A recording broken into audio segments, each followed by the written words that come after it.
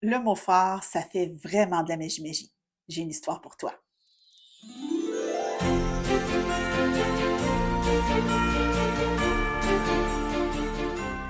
Belle âme lumineuse, on est rendu au 11e jour de notre cheminement vers notre mot phare de 2026 à la lumière de notre mot phare de 2025.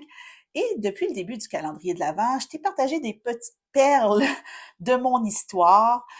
Mon livre en est plein aussi, évidemment. La magie du mot phare, c'est parti de mes observations de ma propre histoire. Mais aujourd'hui, j'ai envie de te parler d'une belle âme lumineuse de ma communauté dont l'histoire et la manifestation des mots phares s'est pas fait attendre. Donc, cette belle âme lumineuse chemine à la lumière de mots phares depuis maintenant 2 ans. Son premier mot phare était grandir. Et dans cette année-là, donc en 2024, à la lumière de grandir, elle a vraiment amplifié ses perceptions, amplifié son pouvoir intérieur. Hein. Elle a pris des positions dans sa vie, elle a gagné en confiance. C'était magique.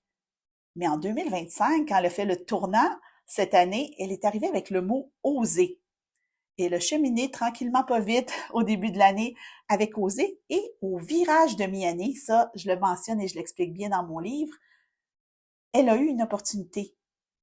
Son rêve, ce qui faisait vibrer son cœur en cette année de la magie du cœur, hein, qui nous appelait à suivre les élans de notre âme, lui a offert une opportunité sur un plateau d'argent. Elle avait l'opportunité de s'ouvrir son propre café. Et au mois d'août 2025, elle a fait le saut. Et depuis ce temps-là, elle est propriétaire de son propre café. Elle a fait ce grand virage-là à la lumière du mot phare oser. Moi, quand je vois ça, je me dis, mon histoire, c'est telle que telle. Moi, j'y crois au mot phare du bout de mes cheveux, au bout de mes orteils. Mais quand je vois ça se manifester chez mes clientes, et ça, c'est qu'un exemple parmi des centaines d'autres. D'ailleurs, si tu as des belles manifestations comme ça, qui ressemblent un peu à ce que je partage dans mon livre, des observations que tu as fait au fil des ans avec certains de tes mots phares, mets-moi ça dans les commentaires. Moi, je pense que les belles âmes lumineuses qui découvrent le mot phare présentement et qui sont en route vers leur premier mot phare pour 2026 vont trouver ça vraiment intéressant d'avoir des histoires magiques de mots phares. Donc, j'ai hâte de te lire en commentaire. Moi, j'ai pas fini, évidemment. On continue de cheminer vers notre mot phare de 2026 dès demain.